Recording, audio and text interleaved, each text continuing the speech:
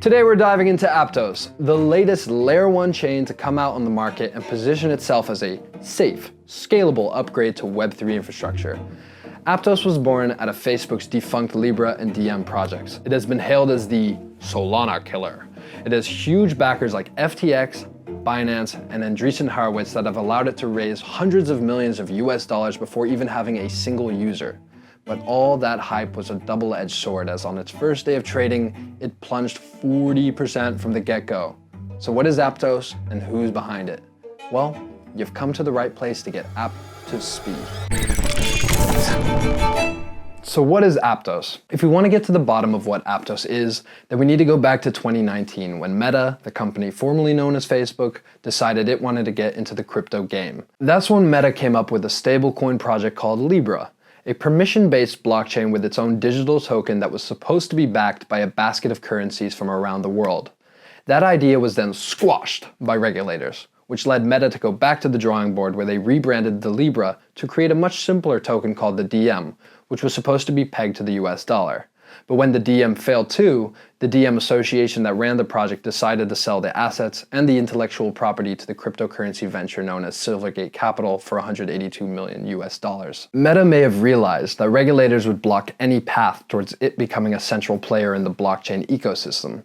But that didn't stop ex-Meta employees Mo Shaikh and Avery Ching from taking up the mantle and trying to realize the vision of the Diem blockchain. They named their new venture Aptos, and it quickly raised over 350 million US dollars, receiving the backing of many big-name VCs, including Silvergate Capital, who, as we just mentioned, had bought the assets and intellectual property rights of Diem. Other big-name investors include FTX Ventures, Jump Crypto, Binance, Andreessen Horowitz, Multicoin Capital, and Circle Ventures. A good beginning for Aptos, but would it be a sign of bright days to come? We'll have to find out in a moment, after a quick word from our sponsors, who make sure to keep the lights on around here. Singularity DAO is a decentralized portfolio management protocol that manages crypto assets using AI and advanced data analysis.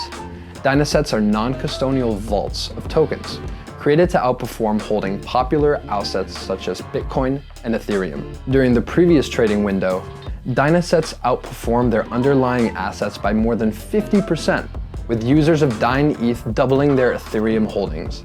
The Dynaset contribution window is open now and will close in a few days. All you need to do is use the referral code Defiant when depositing to enter a prize draw of 500 SDAO for 5 winners and benefit from their advanced trading strategies.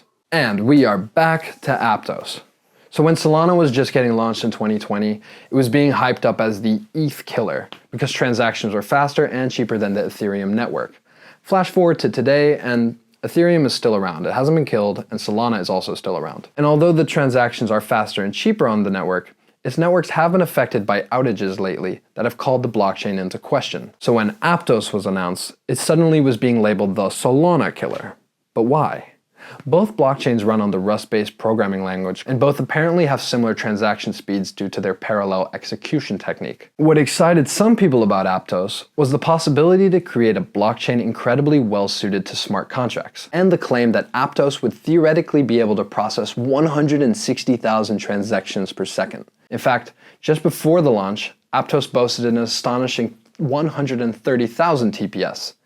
But, as we would soon find out after the launch, the actual rate of transactions per second was closer to 4, which is even lower than Bitcoin. In a response to an email from the Defiant, a spokesperson from Aptos clarified that TPS displayed on its block explorer showed current transaction speeds, not the blockchain's maximum capacity.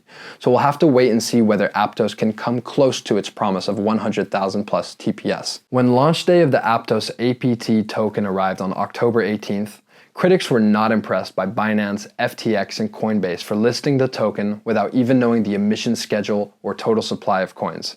In fact, no tokenomics overview had even been published by that point. And what makes things even more dodgy is that the exchanges Binance and FTX are actually big investors in Aptos. The first day of the Aptos token launch was not pretty. The price of the token immediately plummeted by 40.5%. And Aptos Labs felt inclined to freeze their Discord and Telegram groups because of the overwhelming backlash they were receiving for never coming close to their promised TPS rate, and Well, for not ever releasing any tokenomics. Eventually they did release a tokenomics article, but that only fanned the flames of criticism even more. But why? Where to begin?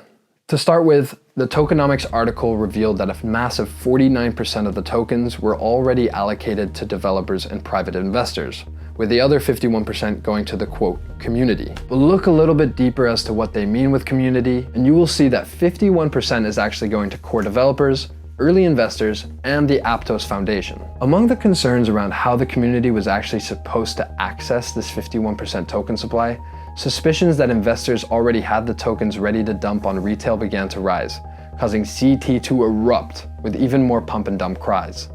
Aptos then went on to announce a surprise 20 million APT token airdrop for early participants of the network, with each wallet getting around 150 tokens per wallet. That brings us to Paul Fadiga, a dev who built on Aptos, but then stopped after an inside look into the project made him realize that this thing is about to get a lot of FUD. He went on to Twitter to point out that the tokens that went on for sale were already owned by centralized exchanges FTX, Coinbase, and Binance, though we cannot confirm if that's entirely true. But a thing he does correctly point out is that Aptos is not at all community run, as all 101 validators were handpicked by Aptos Labs themselves. So much for decentralization. It is red flags galore when you start to nitpick the tokenomics of APT. And it's also highly questionable that exchanges are even allowed to list their tokens without the tokenomics being released. However, at the end of the day, the fact that APT crashed before it could even take off shows that many of us in crypto are tired of hyped up layer ones who promise to solve every single problem in Web3 before even launching. That's it for today's quick take. We'll see you tomorrow.